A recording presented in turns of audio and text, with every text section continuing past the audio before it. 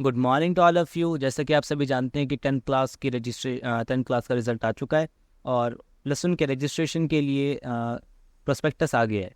तो जो हमारी स्टार्ट ऑफ रजिस्ट्रेशन है वो 27 मई से स्टार्ट है और क्लोज़ हो जाएगी 7 जून को। अगर सेकंड काउंसलिंग रिक्वायर्ड होती है तो वो बाद में नोटिफाई कर दिया जाएगा एडमिनिस्ट्रेशन की तरफ से।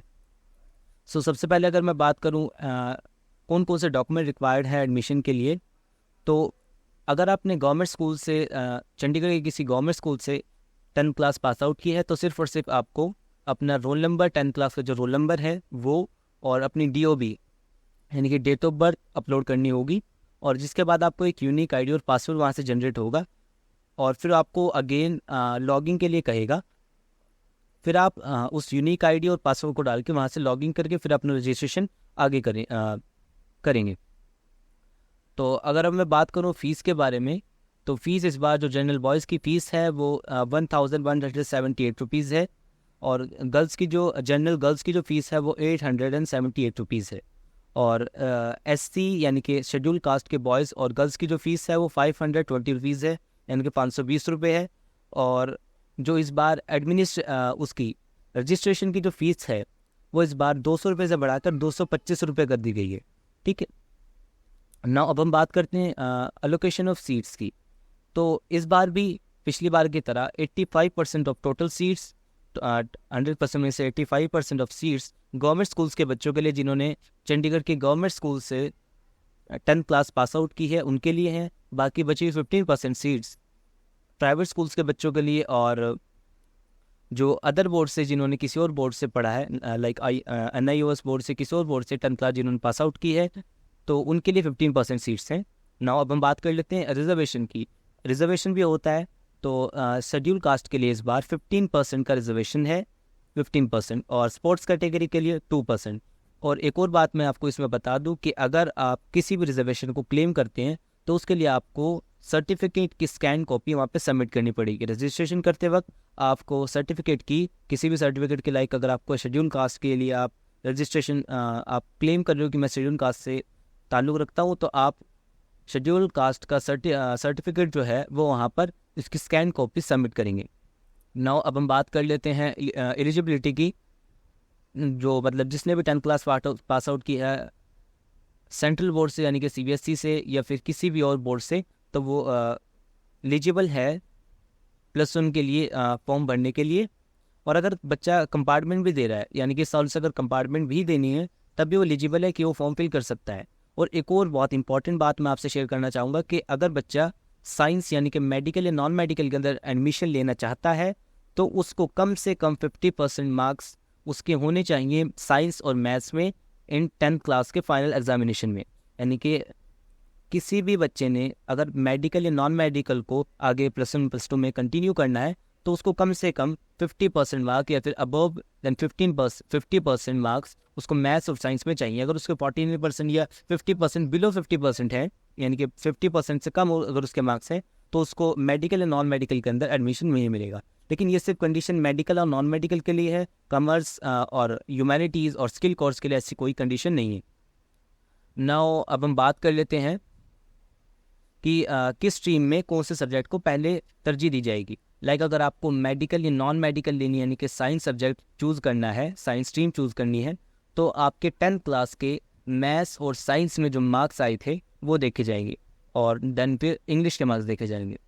और अगर आपको कॉमर्स लेनी है यानी कि कॉमर्स स्ट्रीम के अंदर जाना है तो आपके मार्क्स देखे जाएंगे मैथ्स और सोशल के अंदर। इसमें साइंस नहीं है, इसमें सोशल साइंस है। कॉमर्स के अंदर अगर आपको मार्क्स चाहिए तो आपके सोशल और मैथ्स के अंदर मार्क्स देखे जाएंगे, देन फिर इंग्लिश में। अगर ह्यूमैनिटीज़ की बात करें, ह्यूमैनिटीज़ में आपके सोशल और इंग्लिश के मार्क्स देखे जाएंगे और इंफॉर्मेशन टेक्नोलॉजी यानी कि स्किल कोर्स के अंदर मैथ्स में मार्क्स देखे जाएंगे। इसकी एक PDF बनाकर मैंने अपने टेलीग्राम चैनल पर डाल दी है। आप डिस्क्रिप्शन से मेरे टेलीग्राम चैनल का लिंक ओपन करें और वहाँ से इस PDF को पढ़ सकते हैं। पूरी PDF मैंने वहाँ पर डाल दी है, तो आप वहाँ से इसको पूरा एक बार पढ़ लीजिएगा। नाउ अब हम बात कर लेते हैं कि कौन से स्कूल के अंदर कितने सीट्स हैं और कौन कौन से स्ट्रीम अवेलेबल है। अगर सेक्रेटरीट की बात करें तो उसमें नॉन मेड की 55 सीट्स, मेडिकल के 55 सीट्स, कॉमर्स की 60 सीट्स और आर्ट्स एंड ह्यूमैनिटीज़ की 240 सीट्स हैं। और स्किल्स कोर्स भी हैं, like fashion designing, fashion studies है, और ब्यूटी एंड वेलनेस योगा है। इसकी 35 सीट्स हैं और ये हिंदी और इंग्लिश मीडियम दोनों के अंदर अवेलेबल है। ह्यूमैनिटीज़ यानी कि आर्ट जो है वो हिंदी और इंग्लिश मीडियम के अंदर है, और जो स्किल कोर्स हैं वो भी हिंदी और इंग्लिश मीडियम दोनों के अंदर अवेलेबल हैं। सेक्टर 10 के अंदर भी इसी तरह मेडिकल की 55 सीट्स, नॉन मेडिकल की 55 सीट्स, और इस पर कॉमर्स नहीं है। GM-SSS सेक्टर 10 के अंदर कॉमर्स अवेलेबल नहीं है। इसके अंदर आर्ट्स की 120 सीट्स हैं और 4 न्यूट्रिशन के कोर्सेज़ हैं, और फ्रंट ऑफिस ऑपरेशंस के टूरिज्म के कोर्सेज़ हैं। इसमें 30 सीट्स हैं, और इंग्लिश और हिंदी मीडियम दोनों में ये चीज़ें अवेलेबल हैं। तो इसकी भी मैंने PDF वहाँ पर अपलोड कर दी है, आप उसको भी जाके एक बार देख सकते हैं। नाउ अब हम बात कर लेते हैं कि कौन से स्कूल के अंदर कौन कौन सी स्ट्रीम के साथ कौन कौन से सब्जेक्ट अवेलेबल हैं, क्योंकि सारे सब्जेक्ट हर जगह अवेलेबल नहीं होते। तो अगर मैं बात करूँ सेक्टर 8 की, इसमें फिजिक्स, केमिस्ट्री, बायो के साथ मेडिकल, नॉन मेडिकल के लिए मैथ्स और फिजिकल एजुकेशन और कंप्यूटर साइंस भी अवेलेबल है। यानी कि 3 सब्जेक्ट आप 3 सब्जेक्ट तो इसमें कंपलसरी हो गई, फिजिक्स हो गई, केमिस्ट्री हो गई और इंग्लिश हो गई। बाकी बायो और मैथ्स के अंदर आप चॉइस कर सकते हैं। अगर आप मेडिकल ले रहे हैं तो फिजिक्स, केमिस्ट्री और बायो और इंग्लिश, ये 4 सब्जेक्ट आपके कंपलसरी हो गए, और maths, physical education, computer science के अंदर आप चूज़ कर सकते हो कोई एक।